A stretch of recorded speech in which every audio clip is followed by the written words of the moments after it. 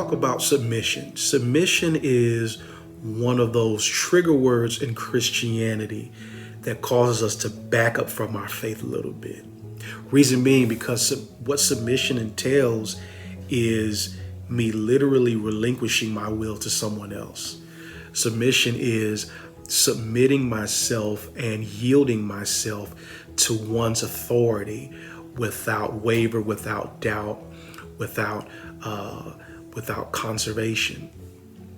And that's hard for Christians to do because we're control freaks. And because we're control freaks, we have an entitlement sense of reality on how things are supposed to go. And the reality is, with faith, you realize that you are not the one in control. God is. God is very intentional in showing us that just because He's given us free will does not make his authority any less supreme, does not make him any less of God, does not reduce his divinity or his power, his omnipotence and omniscience because he gave us free will. Because he gave us free will to make that choice does not negate his will and purpose for our lives. I know that's kind of spellbinding and I know that's kind of strange and weird, but that's the intentionality of God. He creates these moments and these circumstances and these atmospheres for us to where we are forced and where we are influenced to choose him despite what life and what route we take. And it is in those moments that we are pushed to submit, to yield to his will for our lives. Because 99.9% of the time, God's will is always in opposition to our own will and our desires. And because of that fact, it's hard for us to grasp the fact that because God is in control, we literally have to submit everything to him.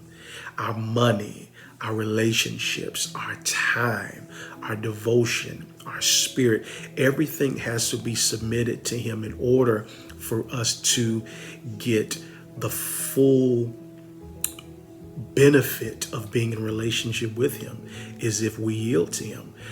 That's easier said than done, but it's something that has to be done nonetheless. For us, the question has to be, have we fully yielded to the will of God? Let me take it a step further. Just because some doors have opened and some positive steps have been made does not necessarily mean that the route you are taking is the will of God. Because when things go positive and when doors open, we convince ourselves into thinking that the will of God is there, when in actuality, the will of God almost always comes with opposition, always comes with combativeness, always comes with a force that is trying to come against his will, because his assignment and his purpose and his will is a threat to the enemy.